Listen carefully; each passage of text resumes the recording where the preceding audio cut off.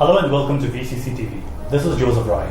Last week, IDFC Group and Shriram Group said that they are exploring a potential merger. The two companies have given themselves a 90-day window to explore talks on the merger. And if the merger sails through, this will create a $10 billion financial behemoth. Now, Rajiv Lal, Managing Director and Chief Executive Officer of IDFC Bank, has said that the proposed merger is a marriage made in heaven. But is it truly a marriage made in heaven, given that he himself has acknowledged that the merger could entail complex transactions? To discuss this, we have with us Aman Malik, Senior Assistant Editor. Hi, Joseph.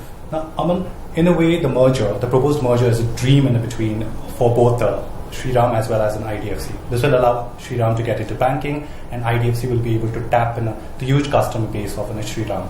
But like in a marriage, all marriages, mergers are also not easy. So what are the pain points that we are hearing now, especially in terms of the merger in between the lending arm of Shriram with that of IDFC Bank? See, like you said, this merger, let's first see what the merger does. One, the merger creates, like you said, a financial behemoth, potentially the fourth largest financial behemoth after HDFC, ICICI and Kotak. Yeah? This will be the fourth if this essentially were to happen. Also, what you said, what it does is, it gets, you have to understand, IDFC is a bank. It is a retail bank. It has a banking license. But IDFC is known more for its, more as a infrastructure lender. On the other hand, the Shriram Group is a lender largely for the small scale industry, a lot of it based in the southern part of India. So they would lend basically two-wheeler loans and rural areas, agriculture, not agriculture but non-agricultural loans in the rural market, etc., tractors and all the rest of it. Now that's a market that IDFC has been wanting to tap for a long time, but it's not really gotten its way around it. This is one way in which the IDFC Limited and IDFC Bank can actually do this. On the Shriram side, see, Shriram Capital is essentially controlled by Ajay Piramal. He is the sitting chairman. He has a 20% stake. The Piramal family has a 20% stake in Shriram Capital. They also have close to 10% stakes, 9.8% each in Shriram Transport Finance, STF, and Shriram City Union Finance. Yeah. Effectively, if I were to say, they own about 16% in Shriram City Union Finance, which will be merged with IDFC Bank. Now, what is in it for Mr. Piramal? Well, IDFC Bank, like I said, has a banking license.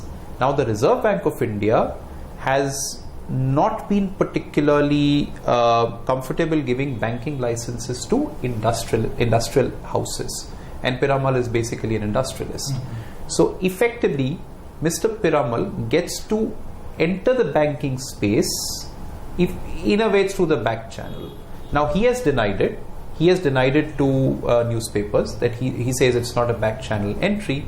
But let's face it, this is the most important reason why Mr. Piramal would actually want this deal to go through.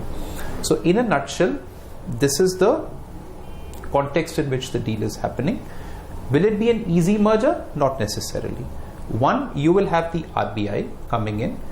And I need to sort of hold forth on this a little bit. The RBI has been reluctant in the past. In fact, it has never allowed a non-banking finance company to function separately from a bank when the two entities are held by the same umbrella company, which in this case will be the case, right?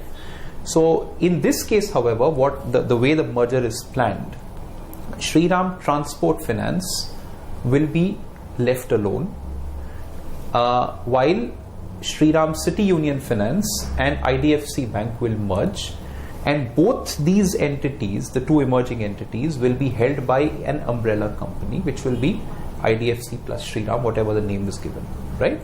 Now, in this case, the RBI could have an issue, and the RBI may not allow for this merger to go through. So there's a regulatory hurdle. But Piramal says that if I were not confident about it, I wouldn't have gotten into this deal. Like you mentioned, Piramal is at the heart and often at this deal. That's so when correct. Piramal Enterprises bought a stake in Shriram Capital in 2014, it was expected that the financial services of Piramal business would be merged in with that of Shriram Capital. Right. So post the merger, do you see Piramal's role in a way diminishing or kind of strengthening? Do you think he's going to get the upper hand? So as Piramal himself says, he will remain a strategic investor. Piramal says that I'm yet not an owner, in the sense that I'm not a promoter. I am the single largest owner, but let's face it, Mr. Piramal is effectively the chairman and the promoter of the company, Shriram Capital, essentially. Like I said, Mr. Piramal has been wanting to get into full-fledged banking, but Piramal Enterprises could not get a banking license. The RBI did not want industrial houses to do it. Here, Mr. Piramal sees a golden opportunity to enter the banking space. Will Piramal Enterprises be merged with the Shriram and IDFC businesses? There is no clarity on it as of now. If it has not happened in the last 3 years, it may not yet happen immediately. But what I can say with a little bit of analysis that I have seen and done and the few numbers that I have read, in the foreseeable future, in the slightly distant future, it is a possibility. But if you're saying will it happen immediately, I don't really think it will happen immediately, because what needs to happen is you need to understand the valuation game over here.